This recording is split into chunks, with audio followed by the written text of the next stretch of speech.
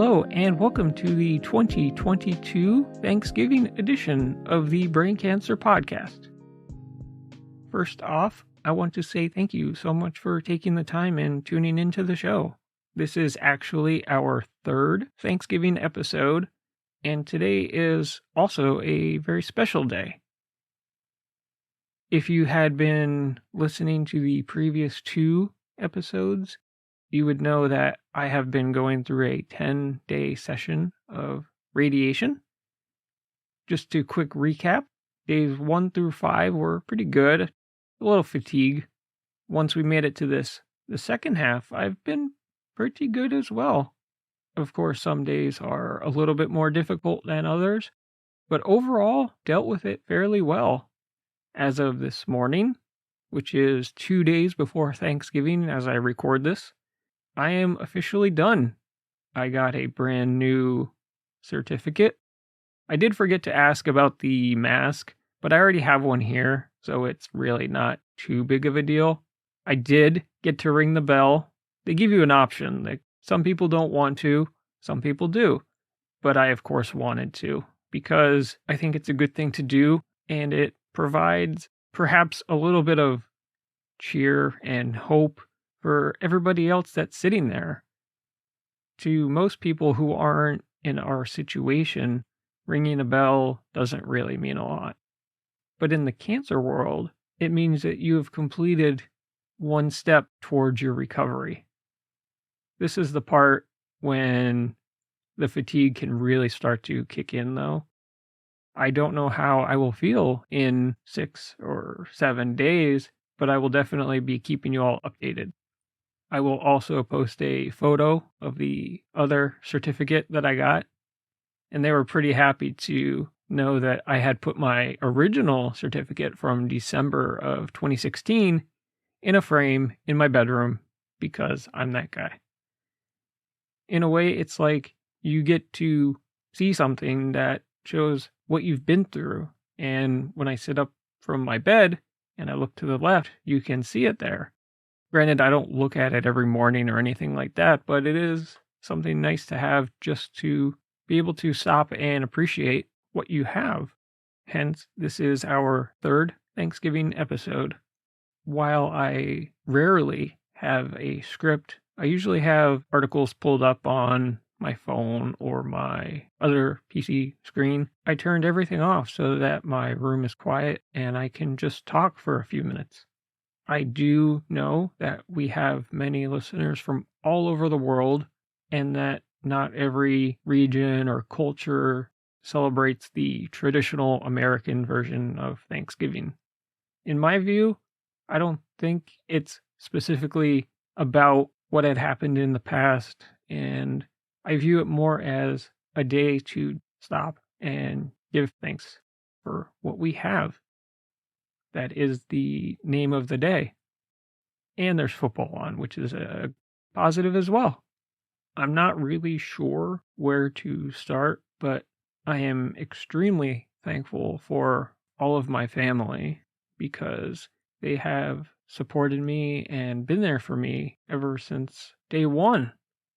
And this goes for the entire family. I'm just so thankful that even though I am in a different state or in a different country compared to my sister, we are all very close, and I'm so thankful that I have this support.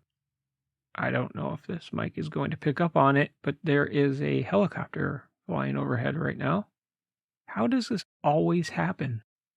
All right, I think it's passed. I wouldn't be here today if it wasn't for the amazing care that I get at MGH.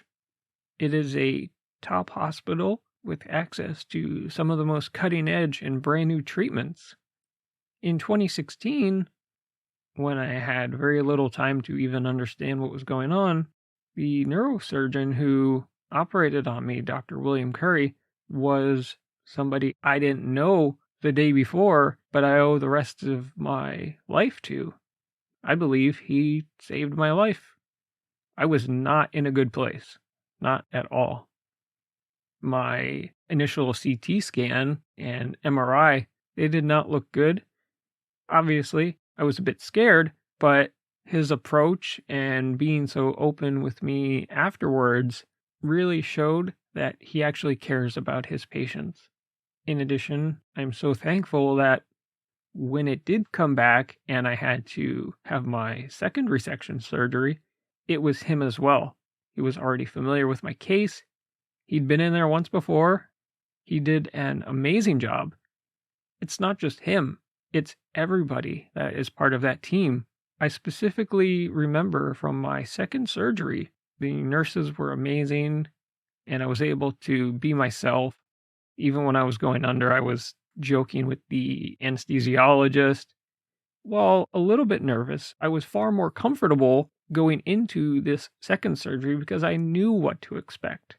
And it really provided me with both viewpoints where I had no idea first time and I only had a day to kind of take everything in. Whereas the second time, I had 2 weeks to prepare, which can be a good thing or a bad thing depending on yourself and your personal situation. This also leads me directly back to my neuro-oncologist and the entire team that is with her. Deb is the best that I could ever ask for. The PA Sharon is just amazing, and they have such great communication skills, and they will take the time to answer any questions or explain things that might not be clear to patients. They aren't the types to basically just get you in and get you out.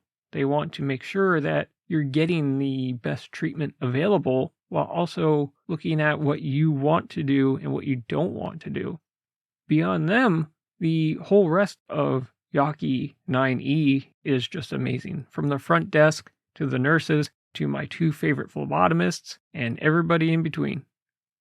And I do know one of the other neuro-oncologists, and she is also amazing as well. You can't go wrong being treated there.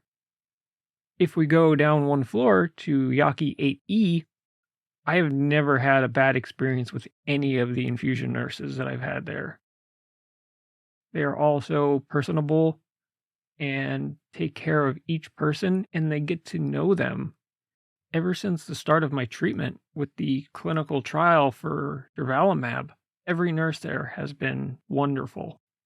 They all know me by now because it's been some number of years, and I was so happy when I got to see a couple of them not too long ago, and it was good to be able to reconnect with a couple of the nurses there who had taken care of me.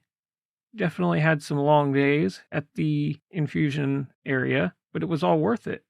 Really just the best group of people. Really, I'm so thankful for having access and being in such a city where I have multiple options and access to such innovative and revolutionary treatment. We really are in the middle of a brain cancer treatment revolution. A cancer treatment revolution in general, as we learn about the genetic structures and what causes some of these mutations to happen and why some of them happen. That directly goes back to an increase in clinical trials.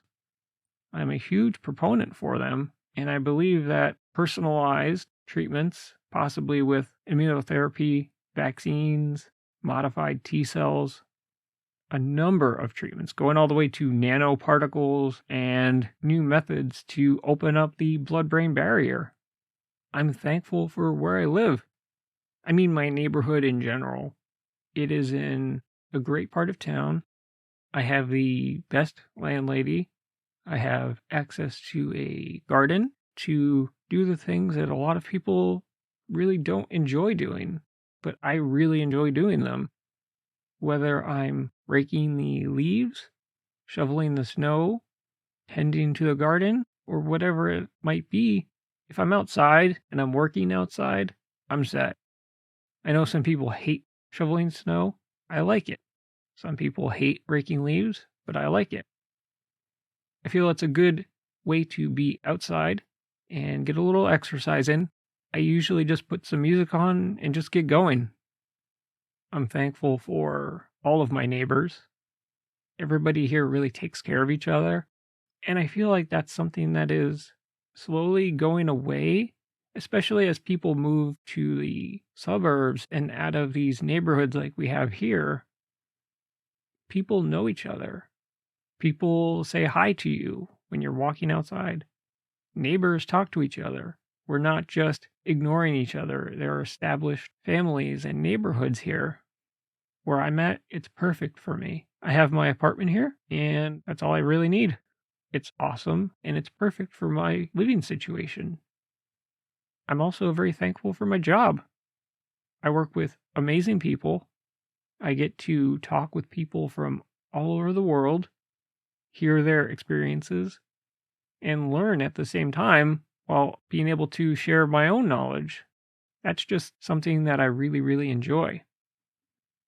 Although it can be unreliable at times, I am super thankful for the train and bus system that we have here. It was pretty difficult for that 30-day shutdown, but overall, though, it is great to have. I'm also very thankful for all of my friends who check in on me and we get to keep in touch. Even though I live on the East Coast, I still keep in touch with my high school best friend who is on the other coast. You know a lot of people in high school, but you learn who your friends are in the years after you're out of high school. I do apologize that I am still going, and thank you so much for sticking with me. That leads me to you. I'm so thankful that you are here for me. This is like therapy to me, and it means so much to be able to get your feedback, hear your stories, and be of some help to all of you. This is a really, really difficult time, not just in the brain cancer world, but in our world in general. I believe we're at some sort of a crossroads, and there are so many other factors at play that might be out of our control, just like the uncertainty of a brain cancer diagnosis. I hope that I can provide a little bit of knowledge, maybe some poor humor, and a bit of a distraction for all of you. If it wasn't for you, then we wouldn't be here 3 years later. We've got more years together. I guarantee that. And we are going to keep going into the new year and beyond. I'm also extremely thankful for our group of patients and caregivers, survivors on our brain cancer Discord. That is a great group of people. This server has been such a wonderful support system, and we're all able to share our knowledge and experiences and vent when we all know what each other is going through. Somewhat of a tangent, I am extremely thankful and so lucky to be a part of the American Brain Tumor Association, that they have asked me to be on some of their webinars. I volunteered at some of their in-person regional meetings in the pre-2020 days. I've been asked to be on roundtables and anything I can do to help improve the ABTA and be a good example of what it can do for all of us. I don't really endorse sponsorships or anything like that, but I will 100% endorse the ABTA. They have given me so many opportunities, and it is run by some of the most caring and thoughtful people that I've ever met. I like that I can be relied upon to be of some help if they ever have anything that they need. I make it a point to watch all of their webinars. I also make it a point to make sure that I can attend the national conference. This past year's was also held virtually, which was really good because I don't think I could have made it out to Chicago this year. Through the ABTA, I have been connected with some people who have made a huge impact on my life. I feel honored to have been a part in these people's lives. While it might not be the greatest club to be in, the people that I have met have made it far better than I could have ever imagined. Without them and some of the resources that I have here, I might not even be here. It's through your support and being so caring towards me. I don't want to imagine my life without you all. You've all been such a positive impact on my life. I don't want to think about what my future would have been like if I didn't meet these people. I think that about does it for our 2022 Thanksgiving update. Once again, thank you all so much for taking the time to tune in, listen to the show, and listen to me gush over everything that has been so good in my life. Despite going through multiple surgeries, radiation again, temozolomide, and many, many visits to the doctors, imaging centers, and hours reading and researching to be able to bring you the best show that I can. I just want to share my own experiences with you all and be somebody that you can count on if you need anything at all. You can like the page on Facebook at facebook.com/braincancerpodcast. You can follow me on Twitter, which I will start to use at twitter.com/braincancerpod. Be sure to subscribe to the podcast on whatever app you're using. The show is hosted on Podbean, but it's available on all the other apps. You can email me anytime at braincancerpodcast@gmail.com. You're always welcome to leave a review either on the podcast page or the Facebook page, whichever you would prefer, if you want to, of course, that is. I will definitely be doing another update episode after a few days to kind of see how I'm feeling post-radiation. This was my Thanksgiving. I'm thankful for everything in my life. Family, friends, my apartment, job, all of you.